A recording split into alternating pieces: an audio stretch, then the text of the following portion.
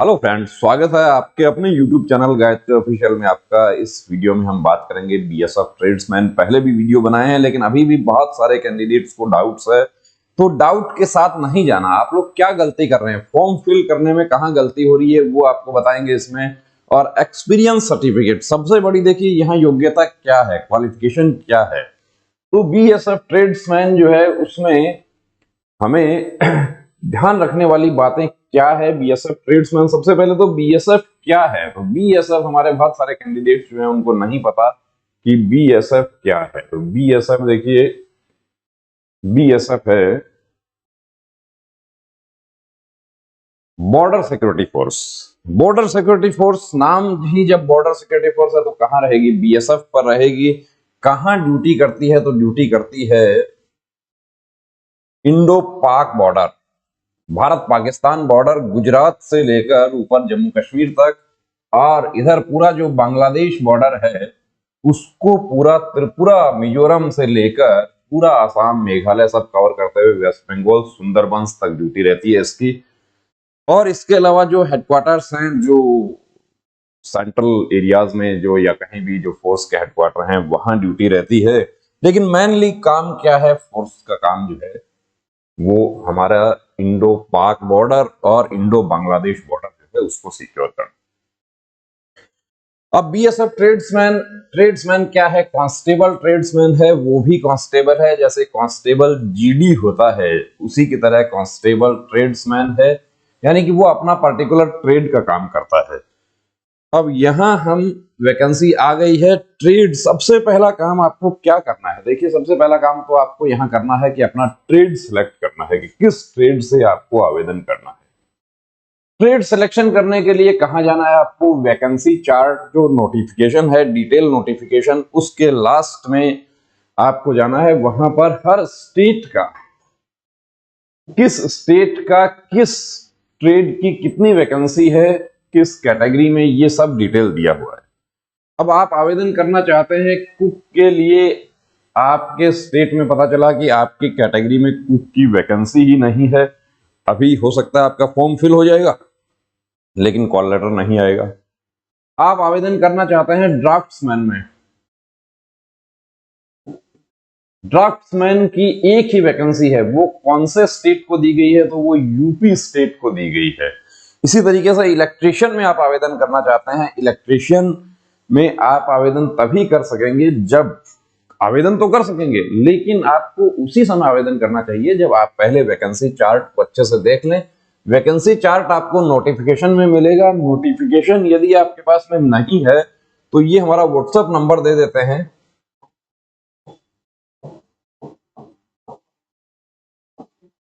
इस पर आप नोटिफिकेशन के लिए एक व्हाट्सएप मैसेज भेजिए। देखिए कॉल नहीं करना है दोस्तों, आपको नाराज होने की जरूरत नहीं है, इस नंबर पर कॉल अटेंड नहीं होता है।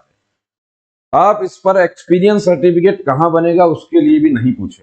आप इस पर एक्सपीरियंस सर्टिफिकेट आपका है आपके पास में, उसको शेयर कर सकते हैं। उसमें कोई गलती होगी हम बता देंगे, और क्या गलती होगी वो भी यहां बता देता हूं। तो सबसे पहला काम क्या करना है, ट्रेड। अब कौन से ट्रेड से आवेदन करना है, ट्रेड से आपको उस ट्रेड से आवेदन करना है जिस ट्रेड का आपको काम आता है आपको, क्योंकि आपको ट्रेड टेस्ट क्वालिफाई करना होगा। एक्सपीरियंस लेटर, एक्सपीरियंस लेटर आपको लगेगा 2 इयर्स वर्क एक्सपीरियंस। अब 2 इयर्स वर्क एक्सपीरियंस में क्या गलती हो रही है, 2 इयर्स वर्क एक्सपीरियंस में गलती ये हो रही है कि हमारे प्रतिष्ठान में 2017 से 2019 तक काम किया है। लेटर हेड होना चाहिए, लेटर हेड नहीं है तो देखिए जो छोटे प्रतिष्ठान होते हैं उनके पास जनरली लेटर हेड नहीं होते, तो वो कंप्यूटर से प्रिंट करवा सकते हैं और नीचे उसका सील, जिसको सिक्का कहते हैं या मोहर कहते हैं, वो मोहर जरूर लगवाएं। मोहर लगा हो और सिग्नेचर हो उसका, और इशू डेट भी उसका होना चाहिए कि किस डेट में इशू डेट। अब ये इशू डेट जो है वो कब से, अब ये देखिए पहली गलती तो यही हो रही है कि 2017 से 2019। अब 2017 से कितना, 2017 से कि 1 जनवरी 2017 से 1/2/2019, तो ये क्या हुआ, 17 पूरा हो गया, 18 पूरा हो गया, और एक महीना जो है वो उसका 19 का भी पूरा हो गया, यानी कि 2 साल, 2 इयर्स पूरा पूरा भी यदि आप एक्सपीरियंस बनवाते हैं, उसमें भी कई बार बोर्ड ऑब्जेक्शन कर लेता है। लेकिन 2 इयर्स पूरा पूरा है चलेगा, लेकिन हम आपको एडवाइस करते हैं कि 2 इयर्स से प्लस 2-3 मंथ्स जो है वो ऊपर रखें तो ज्यादा अच्छा रहेगा, क्योंकि ये सर्टिफिकेट आप बनवा के ला रहे हैं कहीं से, क्योंकि काम नहीं किया आपने। आप जो सर्टिफिकेट बना रहा है उससे कहीं ज्यादा जो है वो गलत काम तो आप खुद कर रहे हैं। अब सर्टिफिकेट में एक गलती ये होती है कि इशू डेट कब की होनी चाहिए। इशू डेट जिस दिन आपने काम छोड़ा है उस डेट की हो सकती है, उसके बाद की हो सकती है, उसके 1 महीने बाद की हो सकती है, उसके 1 साल बाद की हो सकती है। लेकिन इशू डेट आप यदि 15 जनवरी 2022 के बाद की आप इशू डेट बनवा रहे हैं तो इसमें भी ऑब्जेक्शन किया जा सकता है। ऐसा पहले भर्तियों में हुआ है कि जो डॉक्यूमेंट चेक करने वाला बोर्ड है वो इस पर ऑब्जेक्शन कर लेता है कि आपने एक्सपीरियंस लेटर बाद में बनवाया है कब। या कई बार हमारे साथी जो है वो क्या करते हैं कि 1 मार्च इसका लास्ट डेट है, 1 मार्च 1/3/2022 इसका लास्ट डेट है, 1 मार्च 2022 का डेट डलवा दिया उसने। जिस दिन लास्ट डेट है उस दिन आपके पास में योग्यता होनी चाहिए। ये गलती आप कर रहे हैं, मैं आपको सर्टिफिकेट दिखा दूंगा जो हमारे पास में शेयर कर रहे हैं कैंडिडेट्स, ये सबसे बड़ी गलती कर रहे हैं। और ये गलती कैसे हो रही है? ये गलती इसलिए हो रही है कि जनरली ये सर्टिफिकेट क्या होता है कि ये कंप्यूटर वाला जो है ई मित्र वाला उससे बनवाया जा रहा है, तो जो सुविधा केंद्र वाला जो है उससे ये गलती ना करें आप लोग। ये अब ये देखिए, to whomsoever it may concern, बहुत बढ़िया लिखा है। It is to certified that mister, ये नाम आ गया, सन ऑफ श्री ये आ गया, ये निवासी is working with our organisation as an washerman since, यहां पर क्या लिखा 2016 टिल मार 01। अब ये क्या है? मार का मतलब क्या है? 1/9/2019। यहां पर ऑब्जेक्शनेबल है, ये बात ऑब्जेक्शनेबल है कि सिंस 2016 का कितना, देखिए वैसे तो इसमें प्रूव कर सकते हैं कि ये 1/9/2019 तक है, तो 17-18 पूरा रह गया, यानी 31 दिसंबर 2016 से भी यदि होता है, 31/12/2016 से भी किया है, लेकिन वो 31/12 यहां लिखवाइए आप, फोर्स को या गवर्नमेंट को लिखा हुआ कागज चाहिए। आपको काम आता है, बहुत अच्छा आता है, आप पुश्तैनी, आप लॉन्ड्री का काम करते हैं, पुश्तैनी वॉशरमैन हैं आप, वॉशरमैन आप जाति से संबंध रखते हैं, लेकिन ये पीस ऑफ पेपर जो है ये नहीं है, तो वहां पर बैठा हुआ बोर्ड जो है वो आपकी सारी मेहनत बेकार कर सकता है। इसमें ऑब्जेक्शन हो सकता है, और यहां तक कि इसमें फाइनल सेलेक्ट होने के बाद भी इसमें ऑब्जेक्शन हो सकता है कि आप मेरिट में आ गए, आपके जस्ट नीचे जो कैंडिडेट है यानी कि जो फर्स्ट वेटिंग है वो इस पर ऑब्जेक्शन कर सकता है कि उसका एक्सपीरियंस लेटर जो है वो सही नहीं था, उसको किस आधार पर भर्ती कर लिया, और ऐसा पहले हो चुका है, इसलिए आपको बता रहे हैं।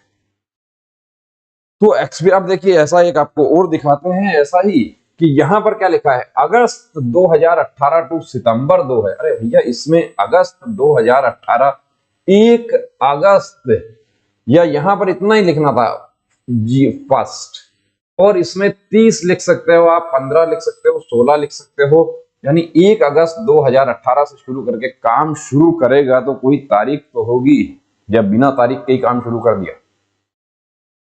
और जो ओरिजिनल सर्टिफिकेट होते हैं उसमें बता देता हूं आपको कि जनरली जो काम छोड़ने की जो डेट होती है वो क्या होती है कि कोई भी काम छोड़ेगा तो वो महीना पूरा करके ही छोड़ेगा। यदि बीच में काम छोड़ेगा तो उसको उस महीने का पैसा नहीं मिलेगा। ये प्राइवेट जो नौकरी है उसमें यही होता है। तो जो अब ओरिजिनल है या डुप्लीकेट है आप लोग हमारे पास शेयर करते हैं, देखिए वो हम नहीं बता सकते, हम सिर्फ लैंग्वेज बता सकते हैं। जैसे इन्होंने शेयर किया, इनको हमने बता दिया कि आपकी डेट सही नहीं है। अब ये इन्होंने कहा कि मैंने एविएशन, अब उस एविएशन को हम नहीं जानते, वो एविएशन क्या है क्या नहीं है, वो चिनार लॉन्ड्री सर्विस श्रीनगर जो है उसको हम नहीं जानते। हम भाषा बता सकते हैं कि भाषा की गलती है, इसको आप सुधार लो। अब एनसीवीटी कोर्स मैंने आईटीआई किया है, अब उसमें क्या लिखा हुआ है क्वालिफिकेशन की आईटीआई। आईटीआई किया हो 3 क्वालिफिकेशन है। पहली है देखिए मैट्रिक पास 10th पास के साथ में विद फर्स्ट है 2 years work experience, 2 years work experience. और दूसरी योग्यता है कि ITI 2 years course, 2 years course, क्योंकि आईटीआई बहुत सारे आईटीआई जो है वो 2 साल के होते हैं। और तीसरा योग्यता जो है वो है इसमें भी फिर और, यानी 10वीं के साथ में या तो 2 साल का वर्क एक्सपीरियंस हो, या 2 साल का आईटीआई हो, या 1 year ITI, 1 year ITI plus 1 year experience. अब मैंने आईटीआई करी है फीटर से, मैं किस ट्रेड में आवेदन कर सकता हूं? आपने आईटीआई फीटर से करी है, आप किसी भी ट्रेड में आवेदन नहीं कर सकते। मैंने आईटीआई करी है इलेक्ट्रीशियन में, मैं किस ट्रेड से आवेदन कर सकता हूं? आप इलेक्ट्रीशियन में कर सकते हैं, लेकिन यदि आप राजस्थान के निवासी हैं तो राजस्थान का इलेक्ट्रीशियन का पोस्ट ही नहीं है। मैंने 3 मंथ्स का गार्डन सुपरवाइजर का मैंने कोर्स किया है, 3 मंथ्स का। क्या मैं माली से आवेदन कर सकता हूं? 3 मंथ्स का कोर्स आपने किया है तो आप उस 3 मंथ के कोर्स पर आप आवेदन नहीं कर सकते। हाँ, ये 3 मंथ का कोर्स आप जब ट्रेड टेस्ट में आप जाएंगे वहां आप लेकर चले जाना, उसमें आपको ट्रेड टेस्ट क्वालिफाई करने में सहूलियत हो जाएगी। लेकिन यहां पर आपको 2 इयर्स आपका वर्क एक्सपीरियंस होना चाहिए माली के रूप में।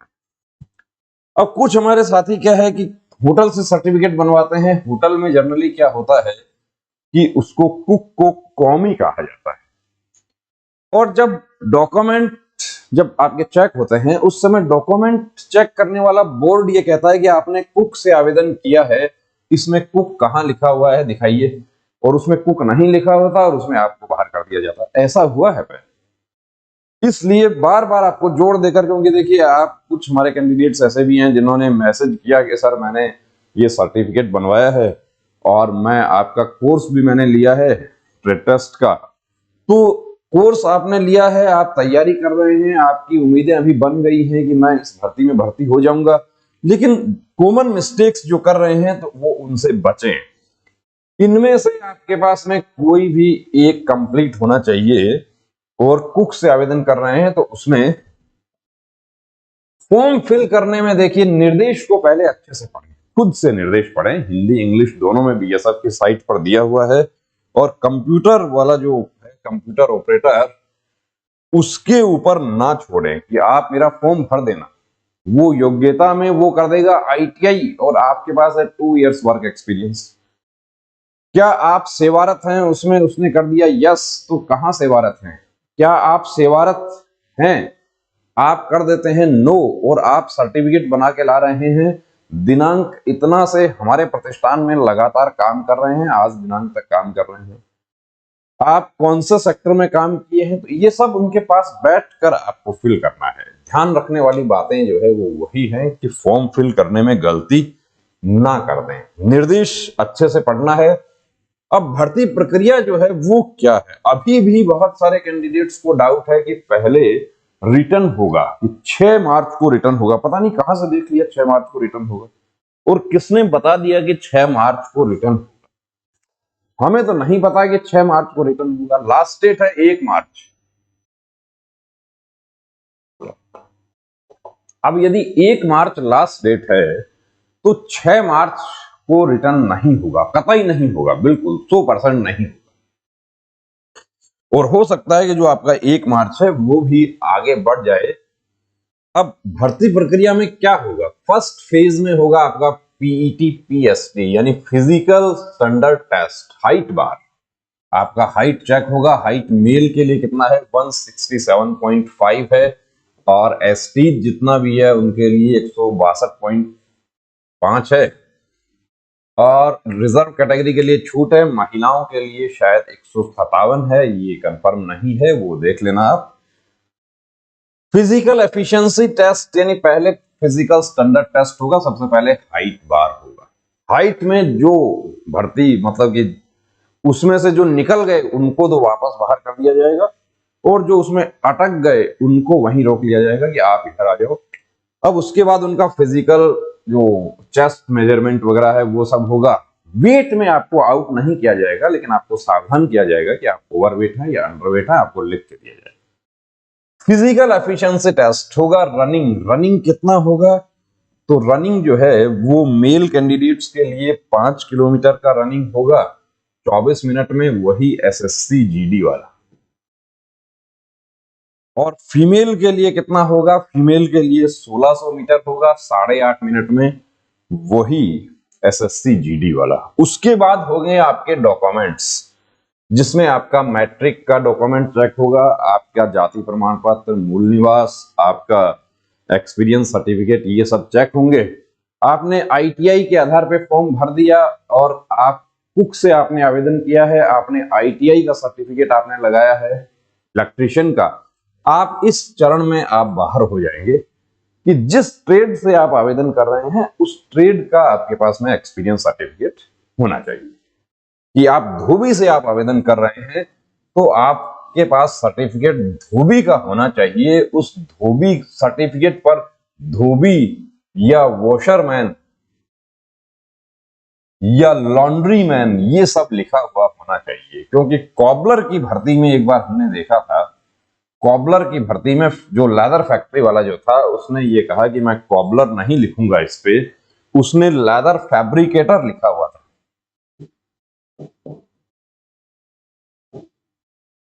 कि वो लेदर फैब्रिकेशन और कॉबलर बात तो एक ही है। उसके पास उसने कहा कि हमारे पास कॉबलर का कोई पद नहीं होता है, हम जो पेरोल बनाते हैं या किसी को भर्ती करते हैं उसको लेदर फैब्रिकेटर की पोस्ट पर भर्ती करते हैं। फैक्ट्री वाले ने बात कही और उसने अपने लेटर पैड पर लिख दिया लेदर फैब्रिकेटर का काम किया है। उस सर्टिफिकेट को कैंसिल कर दिया था, यानी कि उनको रिजेक्ट कर दिया, फोर्स ने उनको अलाउ नहीं किया। फोर्स वालों ने कहा कि हमें कॉबलर लिखा हुआ चाहिए।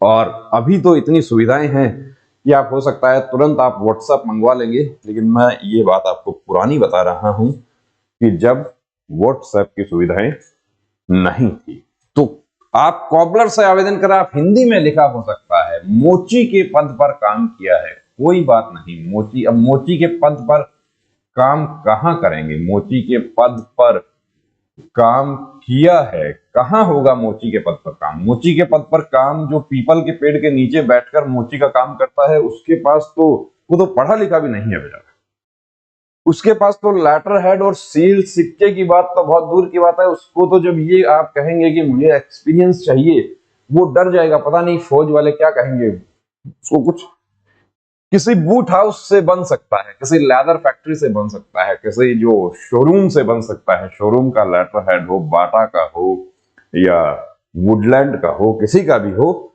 वहां से आप अप्रोच कर सकते हैं। डॉक्यूमेंट में देखिए कास्ट सर्टिफिकेट जो है उसमें आपको बता दूं आपको कि कास्ट सर्टिफिकेट सेंटर का होगा और डोमिसाइल, और ये जो है इसकी वैलिडिटी 1/3/2022 को होनी चाहिए। जैसे हम दिल्ली स्टेट की बात करें उसमें डोमिसाइल सर्टिफिकेट जो है वो 1 ईयर वैलिडिटी होता है। दिल्ली की यदि हम बात करें, राजस्थान की बात करें तो राजस्थान में तो डोमिसाइल सर्टिफिकेट जो है वो एक बार बन गया वही चलता है। कास्ट सर्टिफिकेट में एससी एसटी का जो है वो रिन्यू करवाने की जरूरत नहीं होती है, लेकिन ओबीसी वाले जो होते हैं वो अपना रिन्यू करवा के फॉर्म अप्लाई करें तो ज्यादा अच्छा रहेगा। कि लास्ट डेट जो होती है उससे ऐसा नहीं हो कि आपका 10 साल पुराना हो, यानी उससे 3 साल पुराना यदि आपका है तो अच्छी बात है, और ज्यादा पुराना है तो रिन्यू करवा के फॉर्म अप्लाई कर दें, बाद में कोई ऑब्जेक्शन उसमें ना आए, या आप जब भर्ती में जाएं उस समय रिन्यू करवा लें। फिर आता है ट्रेड टेस्ट। ट्रेड टेस्ट में क्या होगा, ट्रेड टेस्ट में आपने आवेदन किया है मोची से तो आपको मोची का काम करवाया जाएगा। मोची का काम क्या होता है वो आपने मोची से आवेदन किया है तो आपको बेहतर पता है। आपने आवेदन किया है कुक से तो कुक से आवेदन किया है तो आपको कुक का काम आपको करवाया जाएगा। कुक में आपको मसाले, दालें, जो विभिन्न जो व्यंजन हैं, डिशेस हैं, उनके बारे में, उनके इंग्रेडिएंट्स, कोई विधि पूछी जा सकती है। आपको पूछा जा सकता है कि मटर पनीर की सब्जी बनाने की विधि बताओ, या आपको पूछा जा सकता है कि सांभर बनाने की विधि बताओ, या आपको क्वेश्चन पूछा जा सकता है कि क्या मीट मसाला दाल में डाल सकते हैं, या घरेलू गैस सिलेंडर का वजन कितना होता है, या 3-4 प्रकार के आटे रखे हुए हैं उसमें से कि ये कौन सा आटा है बता दो। इसमें बेसन और जो मक्का का आटा है उसमें डिफरेंस करना में आपको परेशानी हो जाती है, या राजमा को पहचानने में दिक्कत हो जाती है। ये सब वाटर कैरियर जो है, तो उसमें भी वाटर कैरियर क्या है, वाटर कैरियर में सबसे बड़ा कंफ्यूजन होता है कि वाटर कैरियर क्या है। तो वाटर कैरियर एक्चुअली कुक का असिस्टेंट होता है, उसका भी ट्रेड टेस्ट सिमिलर ही होता है जैसा कुक का होता है, उसका भी कोई ज्यादा फर्क नहीं होता। अब किस ट्रेड से आपने आवेदन करना है, सफाई से करना है तो आपको सफाई के लिए पूछा जाएगा। अब आता है ट्रेड टेस्ट की तैयारी जो है उसके लिए प्रहरी बैच। प्रहरी बैच देखिए हमने बनाया है जिसमें हमने वीडियो लेक्चर्स प्रोवाइड करवाए हैं आपके लिए कि किस ट्रेड से आप आवेदन कर रहे हैं, उस ट्रेड की तैयारी आप उस वीडियो से आपको आइडिया मिल जाए कि आटा गूंदने में आप क्या गलती करते हैं। आटा लगाने खाना बनाते हैं आप रूम पर खाना बनाते हैं या आप घर पर भी खाना बनाते हैं, लेकिन वहां क्या मिस्टेक आप लोग करते हैं वो प्रहरी बैच में हमने बताई। आप कौन सी चीज पहचान करने में किसमें आपको कंफ्यूजन होगा वो सब प्रहरी बैच में बताया गया है। उसके लिए हमने बनाया है प्रहरी बैच। गायत्री मोबाइल एप्लीकेशन का लिंक नीचे डिस्क्रिप्शन में दिया है, उसको आप लोड कर लीजिए। उस पर आपको प्रहरी बैच कोर्सेज आपको अवेलेबल हैं, जिसमें सीआरपीएफ पैरामेडिकल के कोर्सेज भी अवेलेबल हैं, आसाम राइफल के भी अवेलेबल हैं, बीएसएफ के भी अवेलेबल हैं। लेकिन उसमें आपको फिर बता देता हूं कि ये आपको सिर्फ मोबाइल पर ही मिलेगा।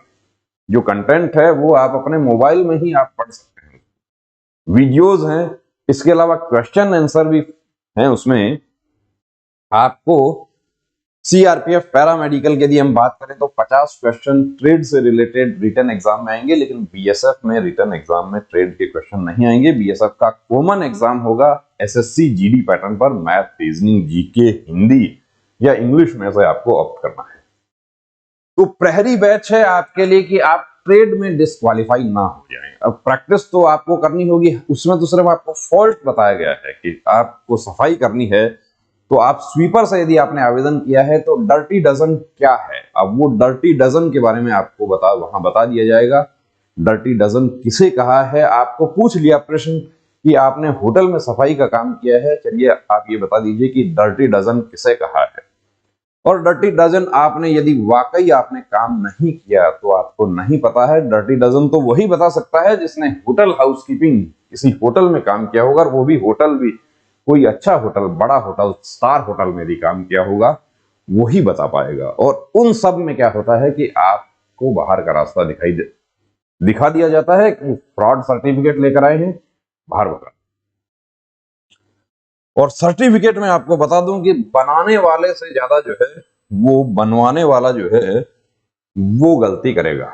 सेकंड फेज, ये फर्स्ट फेज हो गया, यानी ट्रेड टेस्ट आप क्वालिफाई हो गए तो आपको समय दिया जाएगा। रिटर्न कब होगा, रिटर्न में आपको समय मिलेगा। Return last physical PT PST का लास्ट होता है, उसके बाद लगभग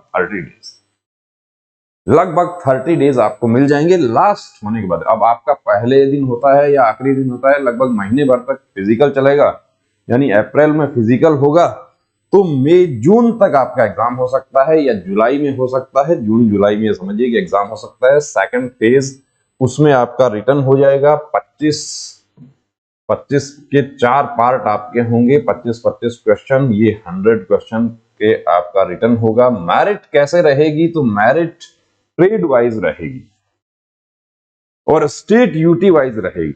और किसी ट्रेड में वैकेंसी भी खाली चली जाए किसी स्टेट में, कोई बड़ा इशू नहीं है। ये 25 जीके, 25 मैथ्स, 25 रीजनिंग और 25 इंग्लिश या हिंदी में से आपको एक ऑप्ट करना होगा। वो आपके ओएमआर पर आपके ऑप्शन रहेगा। आपने इंग्लिश ऑप्ट करके हिंदी कर दिया तो भी 0 नंबर हो जाएगा उसमें। ओएमआर को अच्छे से फिल करना है, वो आपको जब आपका एग्जाम आएगा उस समय आपको बहुत बेहतर तरीके से और वीडियो बनाकर बता देंगे। पुरानी पिछली भर्ती के हमने वीडियो बनाए हुए हैं, रिटन एग्जाम हो गया हमारा। फिर आता है मेडिकल, यानी एक पोस्ट के लिए 3 कैंडिडेट का मेडिकल होगा, जो कि एसएससी जीडी में होता है वैसा ही यहां पर होगा 1:3। अब 3 के 3 यदि फिट हो गए तो जो मेरिट में सबसे ऊपर है उसका नंबर आ जाएगा। कितना कट ऑफ रहेगा, जितना आप ले सकते हैं अधिकतम मार्क्स उतना लेने की कोशिश करें। कितना कट ऑफ रहेगा ये बताना अभी मुश्किल है, ये किसी दूसरे चैनल पर बताया जाता है। फिर आता है री मेडिकल, यदि आप मेडिकल में फिट हो गए बहुत अच्छी बात है, आपको घर जाने के लिए बोल दिया कि मेरिट आएगी। लेकिन आप यदि अनफिट हो गए तो री मेडिकल होगा नेक्स्ट डे, डिटेल मेडिकल के वेरी नेक्स्ट डे आपका री मेडिकल होगा। तो आपके tattoo, overweight, carrying angle, knock knee, flat foot जैसे पॉइंट यदि कोई आपके हैं तो पहले से ही उनको करेक्शन रखना है, उनको ठीक रखना है, उनका ट्रीटमेंट लेकर रखना है। एक्सरसाइज से ठीक होने वाले पॉइंट एक्सरसाइज करना है। कलर ब्लाइंड यदि आप हैं तो ब्रेन मॉपिंग से आप कोशिश कर सकते हैं, लेकिन कलर ब्लाइंड यदि आप हैं तो हम आपको एडवाइस करेंगे कि इस भर्ती के लिए आवेदन ना करें। आप भर्ती के लिए आवेदन आप तभी करें जब आप पूरी तरीके से फिट है। फाइनल मेरिट कब आएगा? तो फाइनल मेरिट जब लास्ट री मेडिकल हो जाता है उसके बाद लगभग 45 डेज। ज्वाइनिंग कब तक होगी? ज्वाइनिंग जो है मेरिट आने के भी वही लगभग 45 डेज ज्वाइनिंग हो गए। अब ज्वाइनिंग के बाद क्या काम होता है? ज्वाइनिंग के बाद एक काम होता है, वो बताता है। आप लोग कहेंगे कि ट्रेनिंग होती है, नहीं ट्रेनिंग नहीं होती, ट्रेनिंग तो बाद में होती है। ट्रेनिंग तो अभी जो पिछली भर्ती के जो 2019 के जो कैंडिडेट हैं उनका भी अभी तक नहीं हुआ। ज्वाइनिंग के बाद में एक काम जो जिसको कहें कि बहुत ज्यादा तो नहीं होता लेकिन होता है, वो कौन सा होता है? वो ये होता है, जॉब छोड़कर चले जाना। तो मैं जॉब छोड़कर चला आया। आप जॉब छोड़कर चले जाते हैं, आप ना केवल अपने देश का नुकसान करते हैं, अपनी फोर्स का नुकसान करते हैं और अपने उस साथी का भी नुकसान करते हैं जो यदि आप आवेदन नहीं करते तो वो फर्स्ट वेटिंग है वो सेलेक्ट हो जाता। टैक्स पेयर्स का जो हमारा पैसा है वो भर्ती प्रक्रिया पर खर्च होता है। तो मैं तो देखिए जो जॉब छोड़कर चले जाने वाले हैं उनके लिए ये कहूंगा कि वर्दी जॉब नहीं है। यदि आप वर्दी को जॉब समझते हैं तो आवेदन नहीं करना। वर्दी जॉब नहीं है। वर्दी क्या है? जॉब नहीं है तो क्या है? अब वर्दी जॉब नहीं है तो कुछ तो होगा। वर्दी एक आदत है, वर्दी इबादत है। तो ये काम नहीं करना। पिछली भर्ती में कुछ कैंडिडेट्स, एक कैंडिडेट को तो हमने वापस ट्रेन से, जो बिना बताए जॉब छोड़ के चला गया था, तीसरे दिन ही चला गया था, अपने डॉक्यूमेंट्स भी वहीं छोड़ गया था, उसको वापस ट्रेन से उतार के वापस उसके यूनिट में भेजा और वहां से पूरा प्रक्रिया फॉलो करके अपने डॉक्यूमेंट्स लेके कि अपने घर जाइए, क्योंकि बिना बताए चले जाएंगे तो हो सकता है कि भगोड़ा घोषित कर दिया। तो ये जॉब छोड़कर चले जाने वाला ट्रेड कौन सा है वो भी बता देता हूं आपको। एक पर्टिकुलर ट्रेड है, क्या बता दूं अभी कि कौन से ट्रेड वाले जो हैं वो जॉब छोड़कर जाते हैं? चलो अभी नहीं बताएंगे, फिर आगे बताएंगे वीडियो में। तब तक के लिए बने रहिए चैनल के साथ में।